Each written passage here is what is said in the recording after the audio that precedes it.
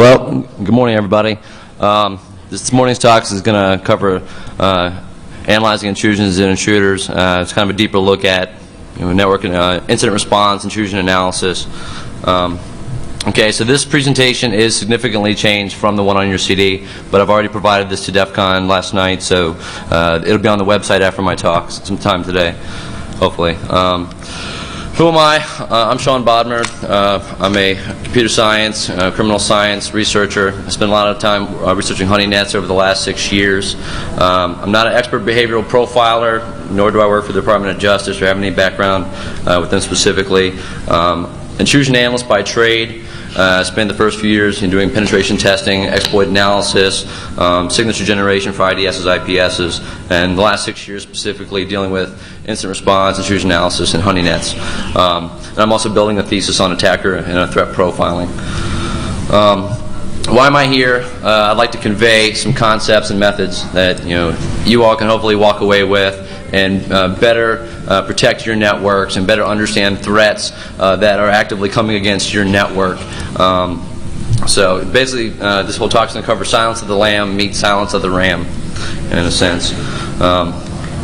Okay, so everybody's challenged, right? How do you better understand the threats? You get hacked. You have an incident occur in your network. How do you understand what the motive and intent is? How can you take that information when you understand it and better use that information to put in stronger protections in your network? How do you effectively communicate what just happened on your network to your leadership? How are they going to give you more budget? How are they going to allocate you more resources to to increase security protections or training? Overall foundations of this talk is going to basically be founded in behavioral profiling. Yes, it has negative connotations in the media and the press, but it's been used for a very long time and very successfully. I think statistically it's like 72% on average. Behavioral profiling does work. It's not 100%. It's not the silver bullet, but it does work. You can use this to analyze patterns of an attack. Focus on the behavior, the skills and abilities. You can look at the code that's being used against your network and see if it's custom, if it's not. Motivation, what are they going after? Your finance information, your logistics, operational, is it corporate espionage, complexity of the attack, how hard was it, accessibility to the resources. So this is kind of the foundation. I'm going to build on it from here. Okay, so I'm going to bring you all the way back about 100 years, a little bit over 100 years ago, 1888, Jack the Ripper. This is where behavioral profiling started, right? So first case profiling was actively used. Without even ever finding Jack the Ripper, they were able to build a list of a profile of Jack, and there's still today nobody really knows who he was, but they have a lot. They can infer a lot of personality traits about Jack the Ripper, right? So they have all his victims. They have the dates, circumstances of death, and how they were found, how they were harmed, right? You can relate all this information to your network. What happened? What OSs did they hit? What services? What tools were dropped? What files were altered? What was taken? What presence was left? Right. So you can, from an intrusion analyst perspective, you can relate all this information that's already there to what you're doing on a day-to-day basis. You can develop patterns and signatures of an attack. If you can write your own custom signatures, networks or host-based signatures. Okay, so with Jack the Ripper, they never found him, right? But they have a lot of suspects, right? They have all these plots, the royal plot. They have, he was a doctor. How the bodies were mutilated. Some say he was, some say he wasn't. It's still an ongoing debate. Jack the Ripper's crimes were disorganized. So some of them thought that it was, a passion, organization. Knowledge of your environment. So did he know the streets where he was murdering, committing these crimes? Does your intruder who's hacking your network, does he seem to know exactly where your systems are? Does he know where your users are, where your files are stored, where your key assets are located, if you have a very large enterprise? Also, is he extremely skilled with tools? What kind of tools is he using? Stuff from open source, or is he customizing his own tools? That can help you build off that profile of Jack, right? This is kind of an overall basic profile of Jack. I mean, I pulled it from several different sources right here. So you look at Jack and you see, okay, there's all these assumptions about Jack the Ripper. Well, you can make the same assumptions about your attacker, right? Try to narrow it down, and this all leads to trying to understand your threat. You know, are you dealing with some kids? You're dealing with organized crime, somebody who's, you know, a disgruntled employee, or something even worse. So, like I said, there's over 100 years of this experience right now that you can use as information security professionals. You can go on the internet and read. You can go buy books. You can, you know, research, you know, until your head turns blue. Experience that information that's already been built, and the Department of Justice folks, the law enforcement types. You all, this is not new to you. You all have been doing this for decades, over a century, and so this is all really for the security guys, network guys who don't really think about this stuff or haven't, and where you can walk away and put this into your program. So now that information systems are at a point where all the heavy lifting is done by your automated systems, your security systems, it leaves you time to do the heavy thinking, right? Well, you can implement that a little bit better with recursive learning, whether it be AI, automatic signature generation, managed security services groups, and on-site contractors, right? So there's different ways that you can kind of build up in certain areas to help take all the leverage, all of your time. Instead of worrying about all the logs, you can filter it all with different tools that are commercially available. All right, so get a little scientific. Criminal investigative analysis, yep, you can go on Wiki, you can go on the internet and read all about it. That's not something that you specifically do, but it's a good resource that you can go read about and walk away with, right? Reviews, the basis of it is reviewing crimes from a behavioral aspect, assessing the facts about what happened, and interpreting what the attacker did. So what you see happen, if it's a very clean and organized attack, if it's very disorganized, it seems slightly opportunistic, then it gives you two different types of threat profiles. Law enforcement, and this is pull off a law enforcement quote, a person's basic behavior exhibited in a crime scene, is also present in their normal lives. You can infer that any way you want to. But it will help you determine, especially if you're working in commercial space, it gives you the ability to see what's going on in your attack and go back out and do research on your attacker. Sometimes in code that you do, if you reverse it, you go through the email addresses, IP addresses, specific keywords that you can go back and find a hacker group website or something on the MySpace, somebody's MySpace account that has all their information on just by finding a keyword in the code, right? And that right there allows you to better understand who is coming at you. Okay, so again, a little technical. Threat analysis, threat modeling. This has been around for several years. Common components. You look at potential attacks, weighs in the threats of your network and the risk, right? So everybody says vulnerability, risk equals a threat, whatever. Analysis. You sit there and look at what's going on in your network, what's the trending of what's happened, and then what you can do to countermeasure that, what kind of countermeasures you can implement in the future as stronger protections, which lead to future preparations. A common analysis approach, locate your vulnerabilities, classify possible attackers. So if you're running a bank or a financial system, who could possibly want to get into your network and take your information, whatever it may be. You identify the goals of an attacker. Okay, so you know your valuables, and then you say, okay, well these groups of people may want to get into my systems. You look at your vulnerabilities and say, okay, these are the ways that they could get in, and you try to safeguard those as much as you can, and then create a resolution plan. If this happens, I know to go look at these systems because I know these are my weak points, right? And everybody always looks at the users as your weakest link. People have looked at criminal science and people looked at computer science as like basically two separate worlds.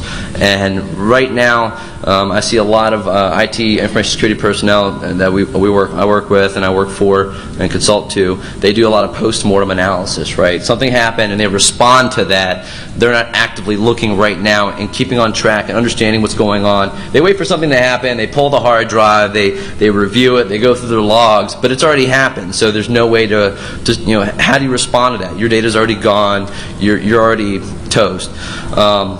So it is possible to be a little proactive about it and implement these other sciences into your security program to make you a little more proactive. So you're not always responding to something; you're actually doing something. So when something happens, you're significantly more prepared. Behavioral profiling, yeah, negative connotation, but it can define one aspect of understanding your threats and understanding attackers that want to do you harm. Okay, so it's here, it's now. My humble opinion, everybody at some level you have thought about this. Who wants to break into my network? Who wants to do me harm? But there's really a lot of resources that you can go read about to help you better understand it. I have an entire bookshelf full of several books on criminal profiling, criminal sciences, and case studies that has helped me relate a lot of intrusions that I've seen into from these serial murders and criminal case studies. Really, how they found them, how they identified it, how they enumerated who did it, right? Attribution. So you can create models of this. You can go by programs to help build stronger models. Depends on what kind of network enterprise you're working with. And you can understand, if you understand that, you understand your threats, you can understand where you may be going next, where the attackers may be going, the latest threats. Okay, this new exploit just came out. Okay, I have 6 servers that have this vulnerability. Yeah, I can patch it. How fast can you patch it before they hit you? And how much of a threat, how large and strong is the threat? How fast are they going to respond to that 0 day that just came out? Okay, so you can be Columbo now. You can sit here on your network and think about things that when the power goes out and you're all alone, it'll keep you up at night. So when you do an intrusion analysis, you can either guess about what happened, you can try to put pieces together and make a lot of assumptions, or you can really look at all the facts, bring all your data sources together, and try to really peel away the needles in the haystack and put them all together. Okay, this pattern happened over the network. If you have some session-based monitoring tools, you can look at the session of what happened and kind of tie it all together and attribute this one attack to maybe this one attempt was the same person over here in these 5 other places, right? So you start to build this big story of what may have happened or what is happening on your network. Okay, so here, this is a sample, cybercrime investigation, intrusion investigation. So you assess the scene, you can collect your evidence, put all your data sources together, document, please. Analyze. What happened? Network forensics, host-based forensics. Reversing malicious code, whatever whatever you like, whatever tools you use. Assessment, right? So you see what happened over the network, over the host.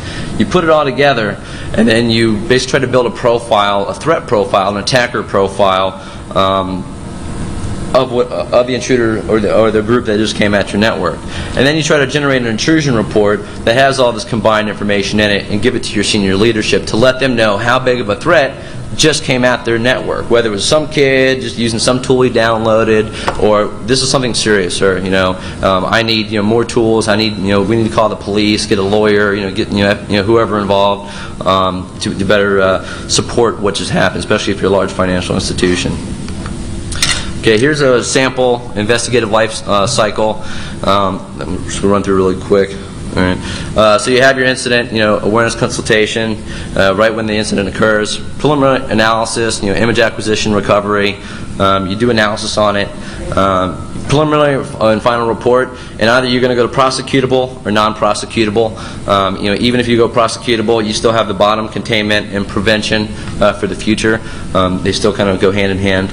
And if you end up in a prosecution, I swear to tell the truth, nothing but the truth, and that's entertaining in and of itself. So, where do you start, right? So an incident occurs, and you have all this data, right? So we've talked about how you can do, behavioral profiling and intruder analysis. But when it comes down to it, you have all of these components of technology that you have to wrap your head around when something happens. Where do I start, right? Do I look for, the hard drive, to look at the app, to look at the network logs, the hard drives? What do I do first, right? So, and it's all around what just happened, the body of the crime. So you have all this to go through, and it's very inundating to figure out where you want to go. So I'm going to go through a couple case studies throughout this. Okay, Haile Mojave in my heart, El Griton, Julio Ardita. So this is all open source information, right? This is a hacker who broke into some government organizations, colleges, in some foreign countries. So he hacked into some did some very nasty things, right? So, but bottom line, you know, they charged him at the very bottom, 3 years probation. You know, had to pay some fines. Nothing too big, right? So. But when you look at this, and you're watching this, if you were on that assessment team, right, trying to do the incident response, how would you have handled that? How would you have looked at the difficulty of his code, consider the target, what he was going after, what systems he was hitting, where the data points were that he took the data? What was the outcome? Okay, so did he take your financial information? Did he take any kind of logistics? Did he take personnel records, PII, whatever you want to call it? What did he take, and what does it all mean to you? How much does that damage your day-to-day functions, right? And how would you analyze that? Typology is basically typecasting or stereotyping certain groups together, you know, like the naive hacker, the organized crime, and I actually have a list of few slides down. And victimology is basically looking at what servers he hit. You know, actually looking at the victim, the target, and trying to assess, okay, so what was the value of that target that he just went after? And you know, you can look up the definitions on Wiki. And there are other methods you can use, you know, just using standard digital media analysis and trying to do some kind of incident response report, a damage assessment. But attacker characterization is very important when you try to do this assessment, right? So attacker characterization has two primary components: events and threats. So what has occurred by the act of the attacker, and then the threat, the motives and intent of the attack, right? So generally, session data isn't available on an attack. You're looking at some, you know, some fuzzed up host logs. You're looking at some network logs and IDS logs, firewall logs that have more than likely been fuzzed. You know, somebody throws a lot of noise at a router or firewall past an IDS and tries to slip by, goes really low and slow, and tries to throw really slow fragmented attacks. You know, it could be, depending on how important you are as a target. Okay, so HoneyNet technologies, if they're available and you use them, you know, and if you don't publish them, okay, so general consensus is that, yeah, everyone's like HoneyNet, you know, bad connotations as well. But if you use them and implement them inside your network and don't advertise them publicly, you can use them, right? It gets kind of shady when you go for prosecutable, the prosecutable path. Work with your corporate attorney on that, but you don't have to. If you're not going to do prosecution, you just want to do, you know, protection. You can implement honeypots until your heart's content. Okay, so these are the common. When you talk about typology and breaking your threats down into groups, here's a the groups that we use internally for analysis team, and you see it goes all the way down from naive, novice to foreign intelligence, which, you know, depending on what kind of information you're protecting, it can go all the way there. Components of an attacker profile that you can start building, and, you know, we actually have, you know, some broken out forms that we use. So when we, you know, have first hour information, we try to fill all this stuff out. You have motivation, objectives, timelines, resources, risk tolerance, skills and methods, actions, attack organization points, numbers involved in the attack. You may see one attack, but it could be several people involved in that attack. One person scans, one person actually injects, one person runs the shell, one person gets in and pulls the data, one person cleans up. That can happen. It could be one person from cradle to grave, soup to nuts, you know. And knowledge source, right? When I say knowledge source, that again refers to if you're you can have the ability to find out, you know, an email address, an IP address, a keyword that you can go Google or, you know, search for on the internet and find out more about that person or that group, and you can figure out, okay, what are they about? Or do they hate, you know, my company? Is it a former employee? Is it, you know, group working to do, you know, money laundering, or, you know, they want to sell my information on, you know, IRC, whatever it may be. But that's a good information source, is trying to go out and try to find information about that entity or person. Common challenges in attack characterization: the cost. How do you really effectively, you know, convey that to your leadership. Hey, we need this amount of money. In addition to just making sure we have day-to-day operations going to have all this, threat modeling, attacker characterization, all these extra sensors out and running. The personnel, skill, and talent to do analysis on the information, equipment, software, productivity. Most organizations, they don't want to be inundated with all this other additional work that you have to do, this workload, especially IS staff. We have a lot to do on a day-to-day function. Why are we going to spend this extra 2 or 3 hours doing all this analysis and all this extra logs? Well, you can automate a lot of it. And technology, how do you know where to put the equipment? Boundary protections, the continuity of operations of that equipment.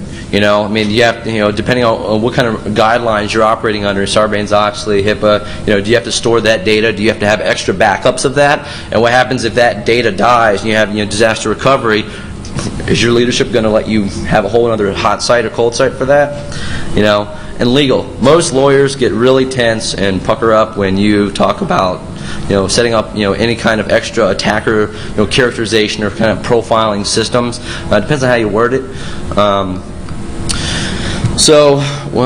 We talked a lot about implementing the technology, about the concepts of actually performing the work, right? So when you're actually doing the analysis, you want to trace an attack to the insertion point. Right? In your first hour, when you find out something's happened, you try to find the best, that point of entry, right? And try to trace it back, because that first device, like most ISPs, they dump their data in 24 hours.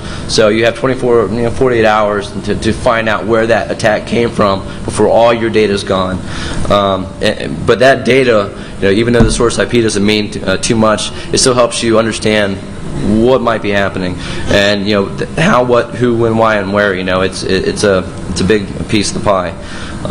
Acquiring all of your internal assets. If you run a major enterprise that's across several countries or several states across the country, how do you get all those pieces together really quick before the logs are erased or before something gets damaged? Or that attacker, as he's getting out of your network, you don't have access to Texas, your Texas site, whatever it may be, and they're deleting those logs when you're finding out in your Philadelphia office that something just happened. So getting all that information together really quick and storing it, then that's really important. Post-mortem is reactive and not proactive, and if you're not implementing technologies to actively monitor the anomalous behavior, you're fighting a never-ending battle. It's completely uphill, and you're just going to fall down. Data stream cowboy and Kuji. Okay, so 26 days of attacks, 20 days of monitoring. A lot of sniffers. So look at the overall damage, and that's the damage just to the computer systems. That doesn't cover the cost associated with the time, right? It took all the personnel to rebuild all those systems.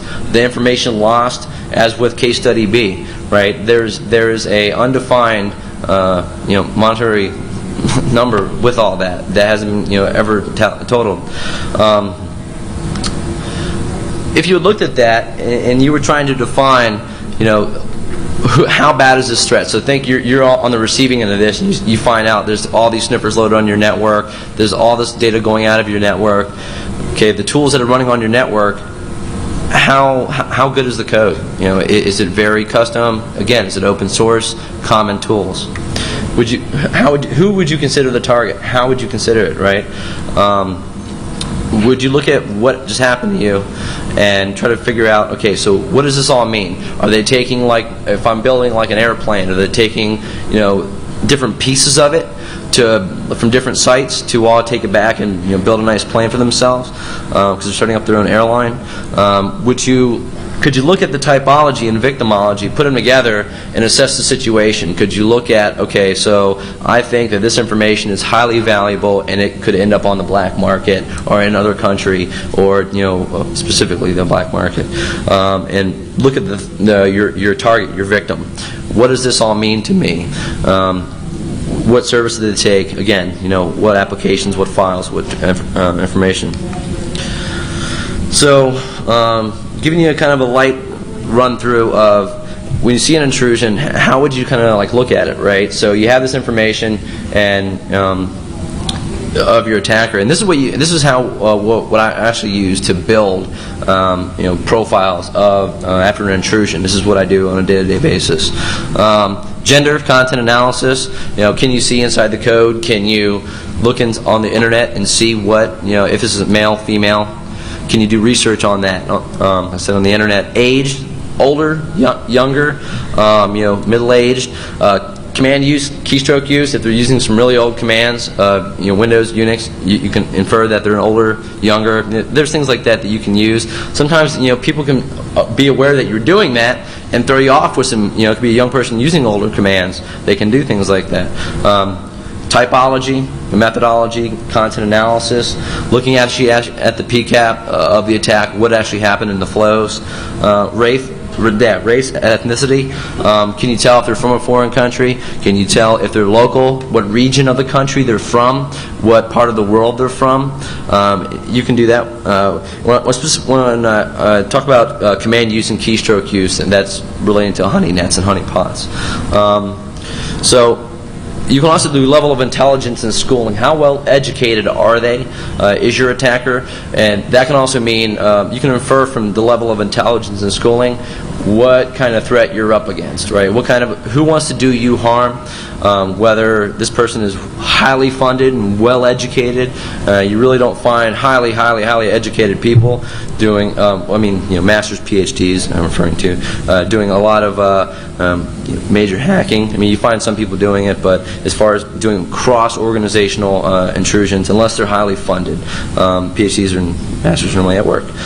Political affiliations, are they an extremist group? Are they with some environmentalist group? Whatever it may be, there's you can identify that potentially by going out and doing research on the internet, looking at content analysis of what's going on.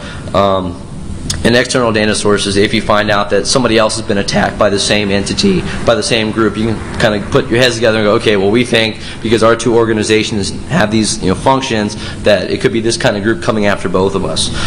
Physical mental health, we've all seen the movie Swordfish, right? So the guy's like, hack into this bank or I'm going to shoot you. Same type of thing, Don't know if you've ever seen that before, but it can happen.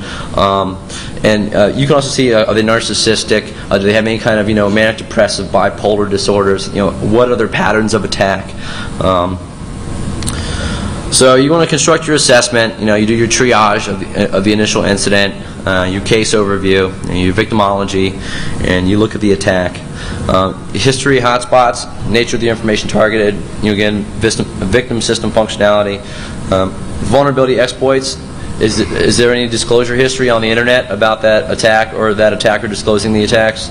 MO, modus operandi, mode of operations, signature, content, patterns. Can you look at any of that in the attack, and can you correlate it across multiples?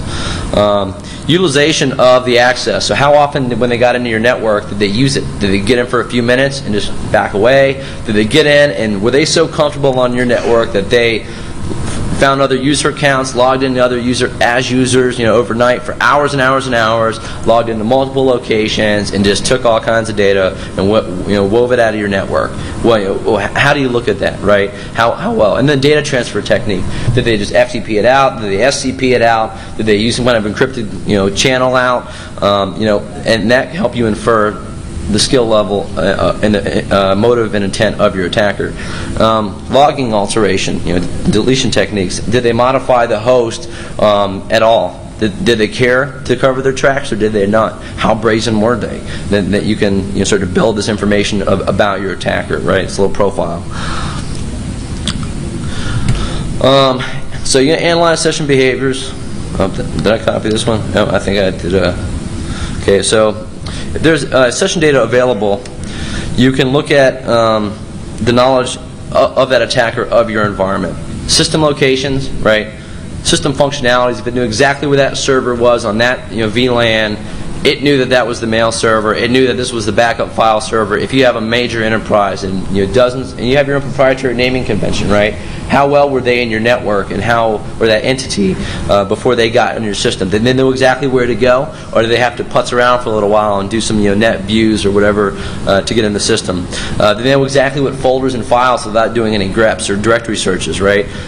Did they know your personnel and roles? They knew exactly that your vice president was in that office, in that state, or in that network. Whether the attack is scripted or not, and how often does the attack generate typos. So like, let's say you have a fat finger and you always mess up Q and you're always having to backspace and delete that. If you have session analysis or session analysis systems, you can really look at all that data and really build a good understanding of your attacker. Okay, so implementing session analysis, again, honey nets, honey pots. I'm going to show you a few sessions that we've collected, and they've all been scrubbed. But this information has been involved in a couple of things that I've worked on. So I don't think you can see this too well, but it's on your CD. I've kind of cleaned up some of the text on the CD. I took out some of the MySQL statements. But you basically see the person, IP config, tried to pivot off to another box, and went down systematically and went through, looked at the domain, directory to some tools, TFTP'd some stuff out, echoed, pulling stuff out to a file, right? Outputting all this information from the server to a file, took out the file, renamed his tool to a nice tool, went down, pinged some other system, did some discovery on some other systems on the network, and knew exactly where to go, copying some of these files in, right? So, bang. So how often did this attacker really dig around and look for a whole bunch of systems, right? This actually happened very fast, over about a half an hour's time. So this person, this entity, knew exactly where to go, and just testing would make sure some systems were up and logged in. But it was very quick, very fast, highly educated. Don't know about the resources of that entity, but it was very fast, very educated. They knew exactly where to go. But you can see that they went down, found some passwords on the local system, and kept digging and burying deeper and deeper in, right? Found some passwords, looked at some more systems, copied over some more files to some other systems. So you can see they're just pulling out the data, pulling it out, right, very fast. So after you look at this, right, and this is actually about 6 pages printed out of a honeypot capture, how would you have analyzed or evaluated the attack, right? You can look at the network data, and you can look at the signatures created and kind of put them together, and then say, okay, here's the session data, and match all that up and build a very good profile and understanding of your attacker. Was it sophisticated, motivated, targeted, opportunistic, organized, disorganized? It's a good criminal science term. And then automated or live. Was it scripted? Did somebody prepare all this? If somebody prepared this kind of information, this attack very quickly, they have to have an extreme knowledge, very deep knowledge of your internal network, your day-to-day operations. Okay, honeypot capture 2. Okay, so basically the person, this is kind of a pudge around on a DMZ. Somebody was looking around for something. So we see that they're just kind of digging around, looking for something, and they're not really doing too much. They're just trying to do some discovery, and it's not that very long of a capture. What, 2.5 pages. So you can see, and I will say that I actually messed up on this one when I set up my honeypot, and actually left in the recent documents link, I left the little cbec.zip file in there, so they discovered it pretty quick. So don't do that. So they go through and try to dig around the system, dig around for some domains, right? Nothing too fancy, nothing too good, but they did try to pull out some data to an external IP, which is fuzzed.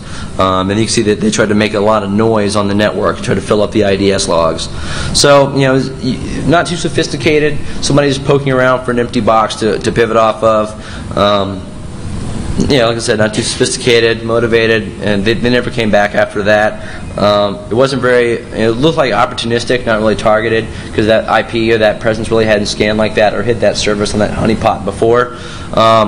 Automated, it was live. There was a live person digging around that network. A script wouldn't have made those kind of faux pas like that and made those typos.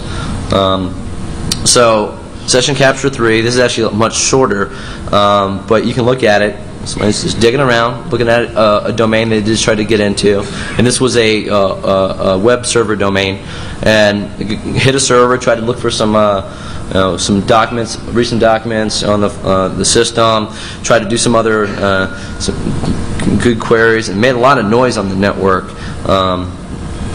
but it wasn't very sophisticated. No, you look around, and they left after a while. And this right here was about an hour of digging around. The session capture 2 was about an hour and a half. So it wasn't long. They never came back. They never did anything more with this system. So it wasn't sophisticated, wasn't very motivated because they never came back. That person never hit that honeypot again. Didn't really seem targeted. They weren't really specific. They were kind of widely searching. They weren't searching for anything specific. Seemed kind of disorganized. They didn't know exactly where they're going, what they're going after, and it was live. All the typos. Okay, so Carlos Smack Salgado, right? So here's another hacker. Ended up with large fine, 2.5 years in federal prison.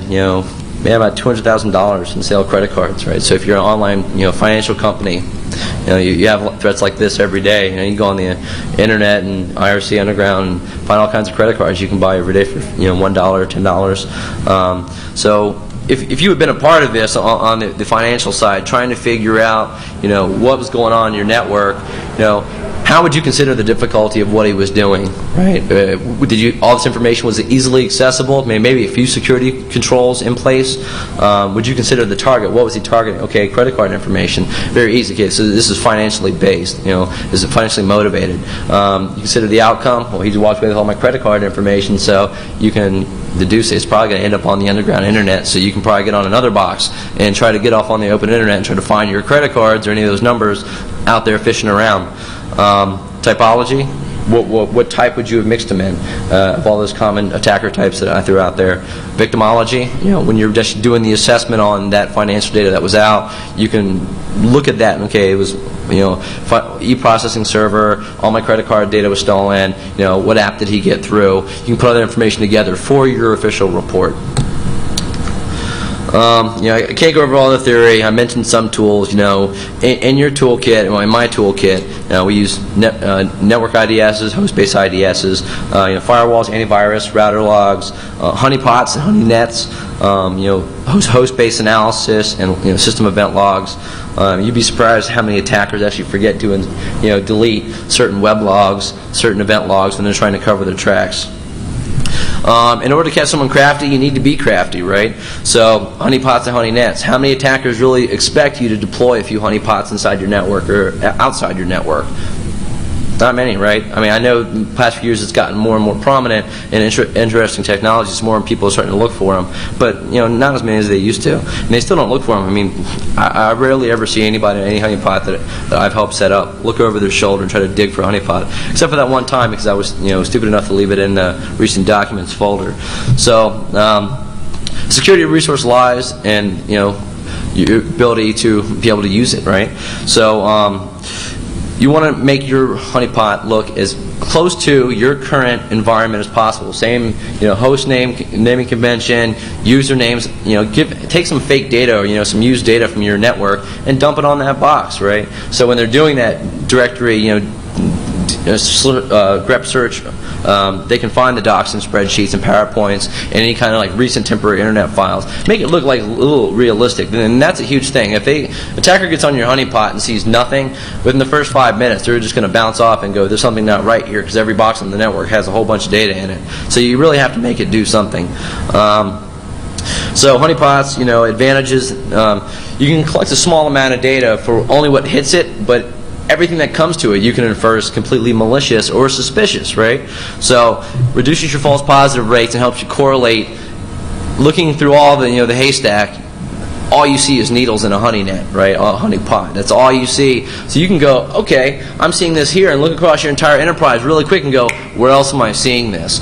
And you can go back and say, okay, have I seen this a week ago, a month ago, a year ago, if you have logs that long, to see how low and slow is this person, right? Catch new attacks, works encrypted, IPv6 environments, right? Easily. Simple concept requiring minimal resources depending on how you deploy them. Disadvantages, limited field of view, and there's a risk. They can, if you set it up incorrectly, they can use your honeypot to attack the rest of your systems or other companies or other countries, whatever it may be. And automation isn't perfect, but if you put some resources into it to buy some commercial tools, it works out a little better. Okay, so many types available. High interaction honeypots, which are full-blown systems. They don't scale too well, but requires a lot of resources, a lot of machines, and a lot of data analysis, because you're really doing host-based analysis, network analysis on full-blown systems. Low interaction systems, they can scale very, very well, but they're a specific purpose, and most of these low interaction honeypots, they don't trick an attacker to actually get in the system. It's just, for scanning and early warnings of a network. Okay, so here's a few screenshots of actually the RU OS, which is the latest version of the iteration of the HoneyNet Honeywall. So you can see this is all a sample that was pulled off the off Google Images, but basically you can see the attacks, the times, process IDs of actually what occurred. The directories, what the person is doing. So all those keystrokes that I showed you would be in the bottom of this window, and you can easily look at really quick. Okay, so what's going on? What process is he using? Where did he come in? You can look at the information, and this is really great, especially if you write your own signatures, which we do a lot of. You can sit there and correlate the time, the event, source IP address, destination, and custom signatures. The signatures related to it. So that builds you a network profile of your attacker. And then you go look at the host-based part of it, and even your production systems, not even your honeypots, and you can match up in the event logs with the honeypot session capture and go, okay, so he's doing all these things, or she, or that entity is doing these things. Okay, so you can infer that what's going on in your honeypot may be the same over here, and you can try to see the skill and intent. Again, this is another one. When I want to talk about, a person at the bottom of here, you see a delete, delete, delete, delete, delete, right? So that person just kept trying to. So if they have, have a fat finger and keep hitting Q, that's also a pattern and a signature that you can put on somebody right there. Here's another one. So process. So most of us have tools. When you do pen testing, you go into a system and you have your first few things that you do. You check the environment of the box. You try to set your own environment, set your own shell, however you try to play with it. But you always go through some specific services that you want to get to, right? Some commands you kick off, and you can kind of infer that, hey, honeypot A and honeypot B, there's some relation here to how this person behaved, or these two attacks are completely different. These different entities, different personalities, different methods, different modes, right? Or you can see if they jump from one to the other. So here goes some nerd stuff. I'm going to start with trans, sorry. So you can spend more time analyzing attacks and spend more time performing analysis on these intrusions, right? Just don't rebuild your hard drive and keep going. I know most senior leadership, they want you to take out that hard drive, rebuild it, smack it back in, and just keep marching on, right? They don't care about what happened. They just want to check that box that they got their annual, assessment and day-to-day operations, bring that money in, but that's not going to keep the threat out, especially if it's persistent. You can perform yourself victimology and typology on the attacks, which will help you have a better understanding of what you're up against and what kind of protections you need to implement. You can build a profile of the incident. You may see crossover. If you build a profile or an incident report with a profile of every incident that occurs, you can easily one day maybe start correlating some of these events across other events. Okay, so these 5 right here may have been the same group or same person, and start correlating that and helping the community better understand what this one hacker group, how they behave and how they act. And use the lessons learned to add stronger policy, to add better signatures to your network, to implement better countermeasures at your weak points, at your soft spots. Professional recommendations, create photos, especially if it goes to prosecution, you're definitely going to want photos. You can't decide to create a chain of custody if you already performed any kind of analysis steps on any of your production assets that were hit. Think before you act, please. If you're working in prosecutive intrusion, get your lawyer involved, your corporate attorney. You can always describe every detail possible and as much depth as you can. You never know when it'll be important. You never know when you're doing your analysis, when you write down a detail, you get to some other systems, it may pop up like, oh yeah, that was important over here, and then you actually put 2 and 2 together and you get 5. Take more time to study non-cyber based case studies. It helps you relate the methods and how they were able to find the criminal, how they were able to relate it back. Sometimes you can relate that to IT security. Document everything,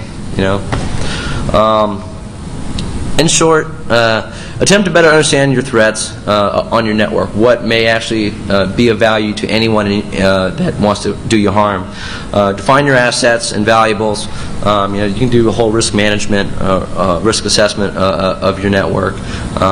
Study cyber-based, mention that, and increase your ability to correlate with more events across your network, right? So you never know if these two client-side hits, these emails, phishing emails, if they were both going to the same entity, the same organization, document everything because it can all lead back.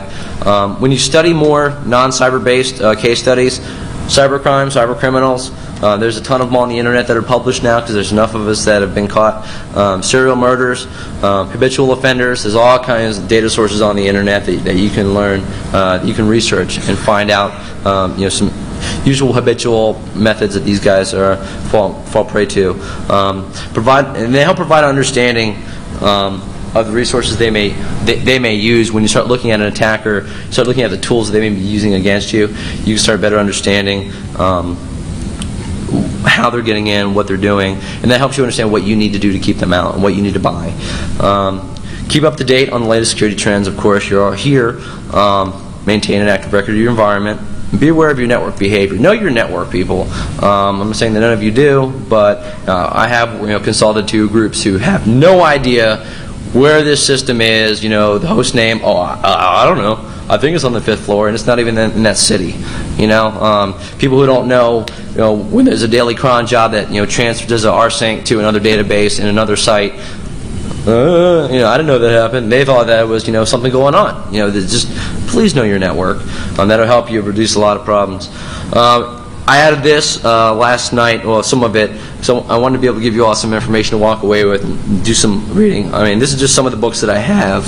The Cyber Adversary Characterization is really the only good cyber adversary characterization book out there. It's a lot of fluff. It's a lot like the Microsoft Press from about 8-10 years ago, but it gives you a good fundamental understanding of some processes that you can use.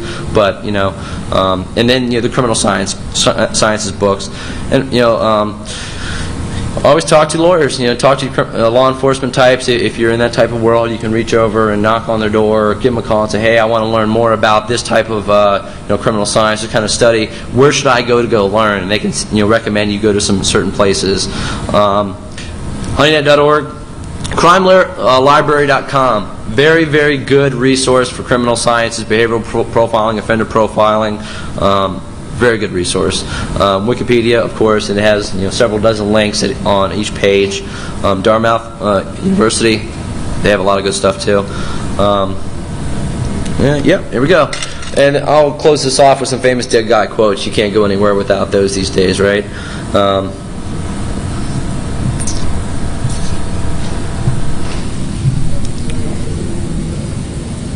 The first one's very applicable today. I think most of us who are on the defense side. I think some of us here are really close to the second one as well. All right.